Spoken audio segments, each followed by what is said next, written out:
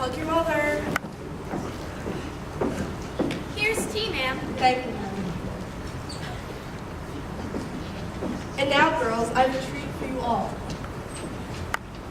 A letter. Yes, a nice long letter. Papa's doing well and thinks he shall get through the cold season better than we had feared. How I wish I could go as a drummer or a nurse so I could help him. It must be very disagreeable to sleep in a tent. When will he come home, Marmee? Not for many months, dear, unless he is sick, and we won't ask for him back a minute sooner than he can be spared. He sends all sorts of loving wishes for Christmas and a special message to you girls. Tell them I think of them by day, pray for them by night, and Find my best comfort in their affection at all times. Year seems very long to wait before I see them, but I know that they will be loving children to you and will do their duty faithfully. So when I come back to them, I may be fonder and prouder of my little women.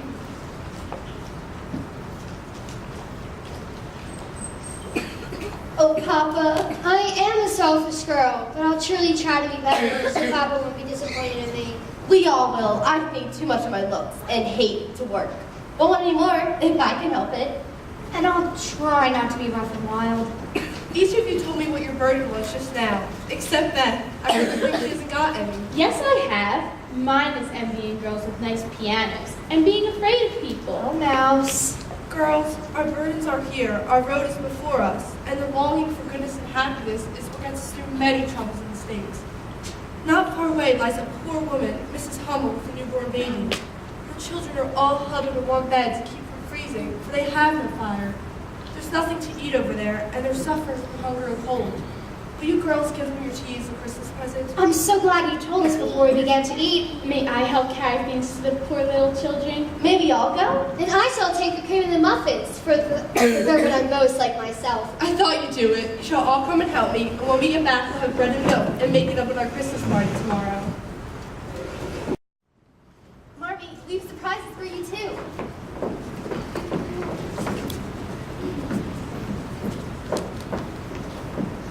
Army slippers. The best to be had. A new pair of gloves. Handkerchiefs. I marked them all myself. And I've got you cologne. Oh, thank you, girls. What splendid gifts. Yes, and mine is the splendidest. Miss Marsh, hurry! The Amy fell through the ice. Oh, Marmee. Good work! Iris worked her by the stone. Meg, bring her night clothes and a blanket. Hurry! It's all my fault. How did it happen, Joe? I knew she was following I us. called back that it wasn't safe in the middle. But she didn't hear, and I didn't care. Let her think for herself, I thought. Then a strange feeling came over me, and I turned just in time to see her fall through the ice. I couldn't move. I couldn't think what to do. Then Laurie flew by and covered her in our coats. I hope she's okay. Are you sure she's safe now? Quite safe, dear. You were sensible and covering her and getting her home quickly. Laurie did it all. Bless you, Laurie. Some tea, ma'am. Thank you, ma'am. There's cocoa in the kitchen for the rest. I better go now. Grandpa will be worried.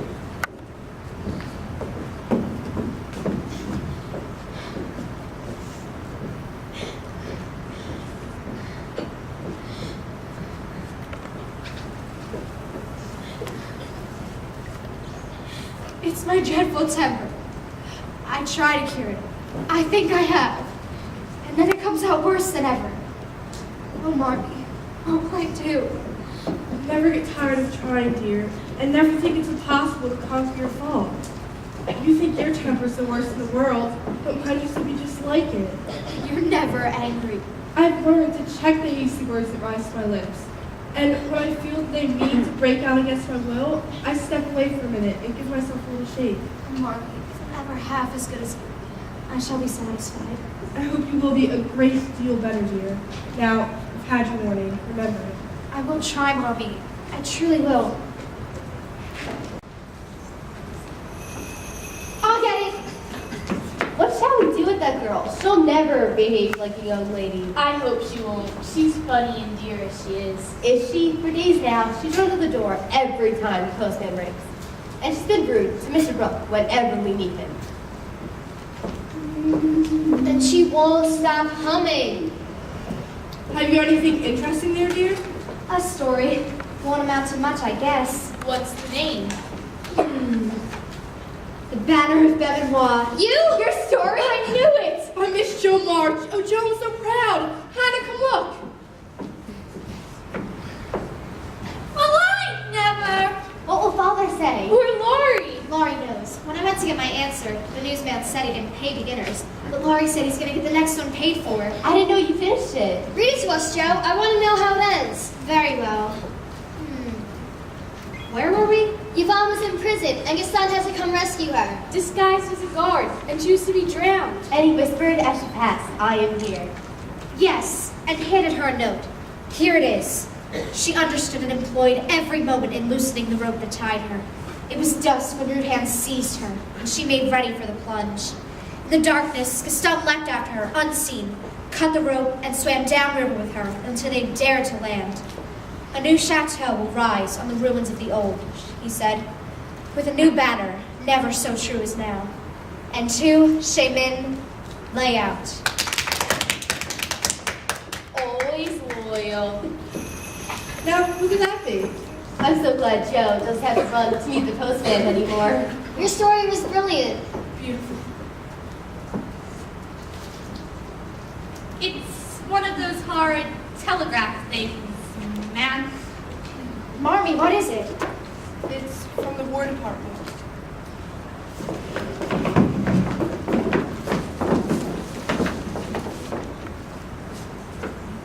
Mrs. March, your husband is...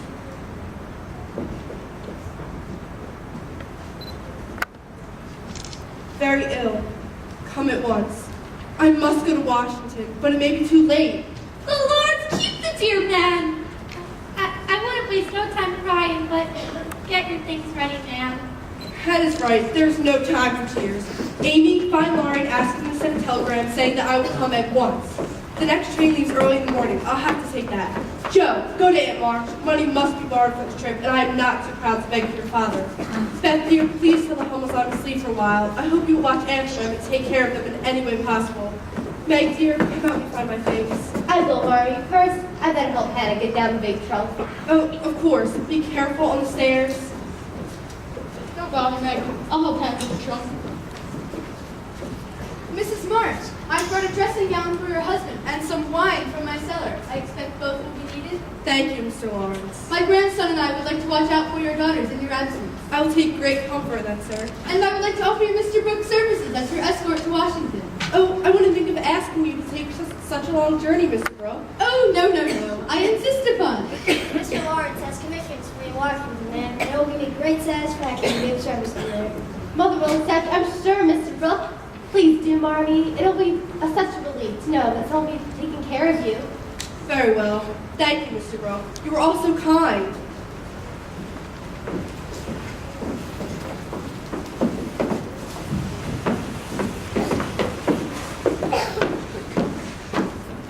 Children, I leave you to Hannah's care and Mr. Lawrence's protection. Go on with your work as usual, for work is a blessed solace. Hope you keep busy. We will, Marmee. Oh, no, where can Joe be? Here she comes. At last. What on earth has taken her so long? Aunt March has sent the train for you, and a long sermon as well, I'm afraid. What did she say? What she always says. It was absurd of father to join the army. She always predicted no good would come of it. And she hopes all of us will take her advice next time. Here's my contributions towards making father comfortable and bringing him home. $25? My dear Joe, where did you get it? I hope you haven't done anything rash. No, it's mine, honestly. For I already sold what was my own. Land's sakes! Your hair! Your beautiful hair. You're one beauty. She doesn't look like my Joe anymore, but I love her dearly for It it. doesn't affect the fate of the nation, so don't wail. Please, let's just have supper. I never snivel over trifles like this. Supper it is. The girl's been out for hours without a bite to eat. Joe, dear, what is it? Are you crying about father? No, not now. Has Aunt March upset you? No. Then what? My hair!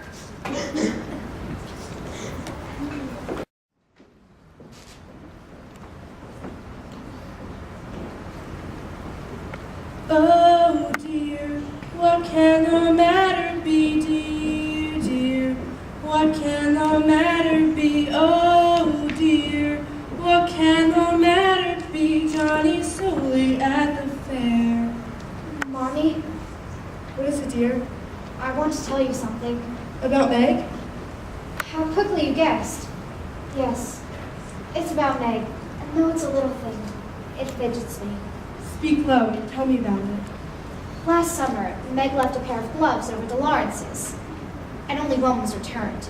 We forgot all about it until Laurie told me that Mr. Brooke had it.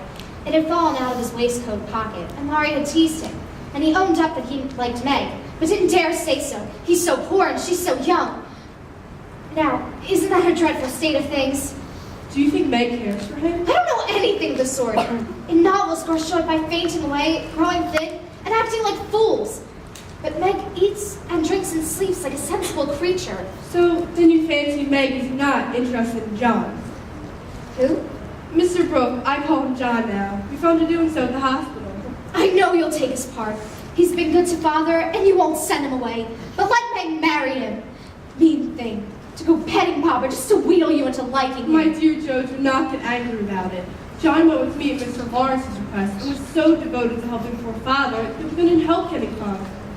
He was perfectly open and honorable about Meg, for he told us he loved her. I knew there was mischief brewing. There's an end to fun and cozy times together. I see it all. They'll go lovering around the house, and we shall have to dodge. Meg will be no good to me anymore. Brooke will carry her off and make a hole in the family and break my heart. I wish wearing flat irons on our heads would keep us from growing up. What's this about flat irons on our heads? One of my stupid speeches. Then I won't try further. I finished my letter to Papa. Is there anything you'd like to add, Marty?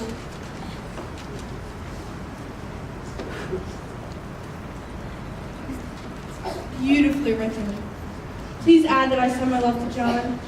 Do you call him John? Yes, he's like a son to us, and we're very fond of him. I'm glad of that, for he is so lovely. I hate amiable men with brown eyes. Joe! More, as are we all, dear mouse. Here's another Christmas present for the March family. Papa! I would keep your shoes on though. We only have a few pages. Merry Christmas, Papa. Oh, Merry Christmas, my first little Beth. I want so much to surprise you all, and when fine weather came, my doctor said I could take advantage of it.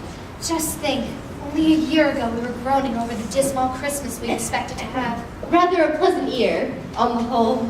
I thought it was a pretty hard one. I'm glad it's over, because now we have Papa back. It's been a rough road for you to travel, my little women, but you've gone on bravely, and I'm so very proud of you. I think we must allow this weary traveler some rest. And you too, Beth. Come, everyone. Let's settle them upstairs, and Hannah will bring us our cocoa.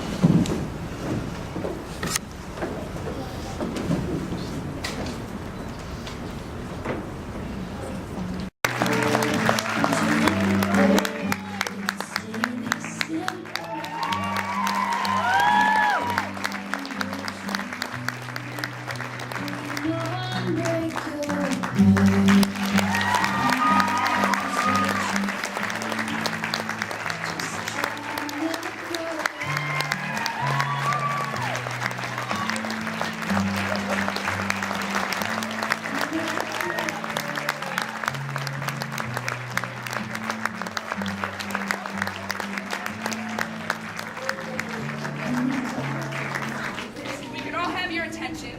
So I would like to bring Donna up here.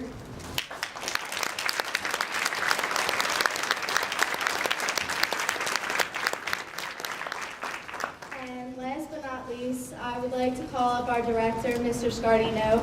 He's done so much for us, and he's made us the amazing performers that we are today. We could not have put on this performance without him, and I'd like to thank him for everything he does for all of us. So I'd like to call Mr. Scardino up here.